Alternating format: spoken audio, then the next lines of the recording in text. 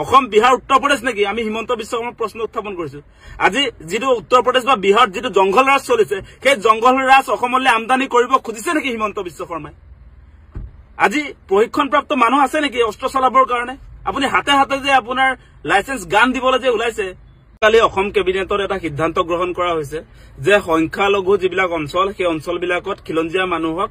হাতে হাতে অস্ত্ৰ তুলি দিব সেই ঘটনাটো আমি কোনো কাৰণতে আসলে সমৰ্থন কৰিব নোৱাৰো আপোনালোকে নিশ্চয় দেখিছে এতিয়া যদি আপোনাৰ পাব্লিকৰ হাতত অস্ত্ৰ তুলি দিয়া হয় পাব্লিকৰ যদি হাতত অস্ত্ৰ তুলি দিয়া হয় তেনেহলে আমাৰ এই পুলিশ প্ৰশাসন বিলাক লাগিব জানো পাব্লিকে যদি নিজৰ জীৱন নিৰাপত্তাটো নিজে যদি দিব লাগে তেতিয়াহলে পুলিচৰ কাম কি গতিকে এই মুহূৰ্তত আমাৰ স্পষ্ট কথা যে মুখ্যমন্ত্ৰী হিমন্ত বিশ্ব শৰ্মা ডাঙৰীয়া আপুনি পাব্লিকৰ হাতত যে অস্ত্ৰ তুলি দিয়া সিদ্ধান্ত গ্ৰহণ কৰিছে সেইটো কোনো গণতান্ত্ৰিক মানুহে আসলে সমৰ্থন কৰিব নোৱাৰে নৈৰাজ্যবাদী কিছুমানে সমৰ্থন কৰিব পাৰে তাৰ মানে কিন্তু অসমৰ যে সৰহসংখ্যক মানুহে সমৰ্থন কৰিব সেইটো কোনো কাৰণতে আসলে ভাবিব নালাগে আৰু সেই কাৰণে আমি যোৱাকালি যি অসম কেবিনেটত সংখ্যালঘু অঞ্চলত খিলঞ্জীয়া মানুহক হাতে হাতে অস্ত্ৰ তুলি দিম বুলি অসম কেবিনেটে সিদ্ধান্ত গ্ৰহণ কৰিছে সেইটো আমি পুনচাতে নাকচ কৰিছো আৰু এই সিদ্ধান্ত বাতিল কৰিবৰ কাৰণে আমি দাবী উত্থাপন কৰিছো আৰু এটা কথা অতি স্পষ্ট যদি আপোনাৰ খিলঞ্জীয়া মানুহৰ প্ৰতি সংখ্যালঘু অঞ্চলত আক্ৰমণ চলিছে আগ্ৰাসন চলিছে সেই মানুহৰ যদি বিপদ হৈছে তাক ৰক্ষা কৰাৰ দায়িত্বটো অসম চৰকাৰে অসমৰ গৃহ বিভাগে অসমৰ পুলিশ প্ৰশাসনে ল'ব লাগে নে পাব্লিকে নিজে ল'ব লাগে যদিহে অসম চৰকাৰৰ কোনো ধৰণৰ কামকাজ নাই পাব্লিকে যদি নিজৰ জীৱনৰ নিৰাপত্তা নিজে দিব লাগে তেনেহলে এই পুলিশ প্ৰশাসন ইয়াৰটো প্ৰয়োজন নাথাকিব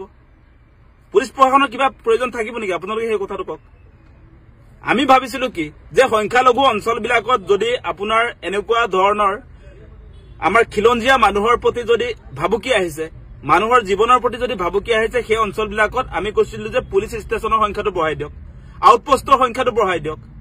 যাতে তাত কোনো ধৰণৰ আসলতে সংখ্যালঘু মানুহে আমাৰ খিলঞ্জীয়া মানুহবিলাকক আক্ৰমণ কৰিব নোৱাৰে আগ্ৰাসন চলাব নোৱাৰে এটা আইন শৃংখলা জনিত কাৰ্য সম্পাদন কৰিবৰ কাৰণে আমি তাতে আপোনাৰ পুলিশ ষ্টেচনৰ কথা কৈছিলো আমি আউটপোষ্টৰ সংখ্যা বৃদ্ধি কৰিবলৈ কৈছিলো যাৰ জৰিয়তে আপোনালোকে চাওক যে যদি পুলিশ ষ্টেচনৰ সংখ্যাটো বঢ়াই দিয়া হয় বা আউটপোষ্টৰ সংখ্যাটো যদি বঢ়াই দিয়া হয় তেনেহলে তাত মেন পাৱাৰ ৰিক্ৰুটমেন্ট হ'ব তাত আমাৰ নিবনুৱাসকলক আমি সংস্থাপন দিব পাৰিম পুলিচৰ চাকৰি দিব পাৰিম সেই কামবিলাক নকৰি এতিয়া আসলতে মুখ্যমন্ত্ৰী হিমন্ত বিশ্ব শৰ্মাই আজি এই সংখ্যালঘু অঞ্চলবিলাকত আজি খিলঞ্জীয়াক নিৰাপত্তা দিয়া কথা কৈ আসলতে তেওঁ অসমখনক তেওঁ বিহাৰ উত্তৰ প্ৰদেশৰ নিচিনা কৰিবৰ কাৰণে তেওঁ যত্ন কৰিছে অসম বিহাৰ উত্তৰ প্ৰদেশ নেকি আমি হিমন্ত বিশ্ব শৰ্মাক প্ৰশ্ন উত্থাপন কৰিছো আজি যেটো উত্তৰ প্ৰদেশ বা বিহাৰ যেটো জংগল ৰাজ চলিছে সেই জংগল ৰাজ অসমলৈ আমদানি কৰিব খুজিছে নেকি হিমন্ত বিশ্ব শৰ্মাই আজি প্ৰশিক্ষণপ্ৰাপ্ত মানুহ আছে নেকি অস্ত্ৰ চলাবৰ কাৰণে আপুনি হাতে হাতে যে আপোনাৰ লাইসেন্স গান দিবলৈ যে ওলাইছে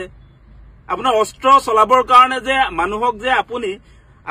আমাৰ খিলঞ্জীয়া মানুহক যে অস্ত্ৰ চলাবৰ কাৰণে অস্ত্ৰৰ আপুনি লাইসেন্স দিব যে খুজিছে সেইটো অত্যন্ত বিপদজনক কথা সেই কথা আমি কেতিয়াও নামানো সেইটো স্পষ্ট কৰি দিছো কোনো কাৰণতে অসমক বিহাৰ উত্তৰ প্ৰদেশৰ নিচিনা জংগলৰাজ কৰিবলৈ আমি অনুমতি দিব নোৱাৰো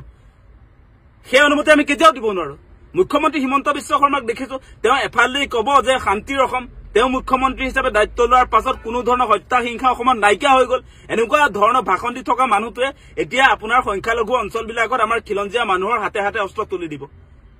অস্ত্ৰৰ জনজননী চলাব আজি অসমত সেই সিদ্ধান্ত কোনো আসলতে গণতান্ত্ৰিক মানুহে কোনো শিক্ষিত সমাজে এই সিদ্ধান্ত মানি ল'ব নোৱাৰে এনেকৈ আমাৰ থলুৱা খিলঞ্জীয়া মানুহক আসলতে হত্যা হিংসাৰ প্ৰতি এনেকুৱা ধৰণৰ কামকাজৰ জৰিয়তে তেওঁলোকে আজি অসম চৰকাৰে যিবিলাক সিদ্ধান্ত গ্ৰহণ কৰিছে ইয়াৰ জৰিয়তে আসলে উগ্ৰ জাতীয়তাবাদী কিছুমান মানুহে যতে ততে হক নহক মানুহক অত্যাচাৰ চলাব তাৰহে এটা উমান পোৱা যায় সেই কথাটো কেলে কৈছো আপোনালোকে নিশ্চয় দেখিছে কালি কেবিনেট সিদ্ধান্ত হোৱাৰ পাছত আমি লক্ষ্য কৰিছো একাংশ উগ্ৰ জাতীয়তাবাদী উগ্ৰ হিন্দুত্ববাদী কিছুমান মানুহে লাইসেন্স গান লাগে বুলি ক'বলৈ আৰম্ভ কৰে মানে দাদাগিৰি চলাবৰ কাৰণে দাদাগিৰি চলাব এতিয়া একাংশ সংগঠনে একাংশ বিজেপিৰ যিবিলাক আসলতে ভাতৃ সংগঠন আছে যিবিলাক বিজেপিৰ আসলতে ভাতৃ সংগঠন আছে তেওঁলোকে এতিয়া লাইসেন্স এপ্লাই কৰিব গানৰ কাৰণে আৰ্মছৰ কাৰণে গতিকে এই কাৰ্যসূচীৰ জৰিয়তে যে অসমত এটা অৰাজক পৰিস্থিতি যে সৃষ্টি হ'ব অসম যে আপোনাৰ এনেকুৱা ধৰণৰ যিবিলাক কামকাজ এই কামকাজৰ জৰিয়তে যে সাধাৰণ মানুহৰ প্ৰতি সাধাৰণ মানুহক যেতিয়া অস্ত্ৰ তুলি দিব তাৰ পাছত ইয়াত যে এটা যে ভাল বাতাবৰণ থাকিব সেইটো কোনো কাৰণতে আমি অনুমান কৰিব নোৱাৰো আৰু কোনো জনা বুজা মানুহে এনেকুৱা কাৰ্যসূচী মানে পাব্লিকৰ হাতত আপোনাৰ আৰ্মছ তুলি দিয়া কাৰ্যসূচী কোনো জনা শুনা মানুহে সমৰ্থন নকৰে গতিকে ইয়াক অতি শীঘ্ৰে বাতিল কৰক সেই দাবী আমি উত্থাপন কৰিছো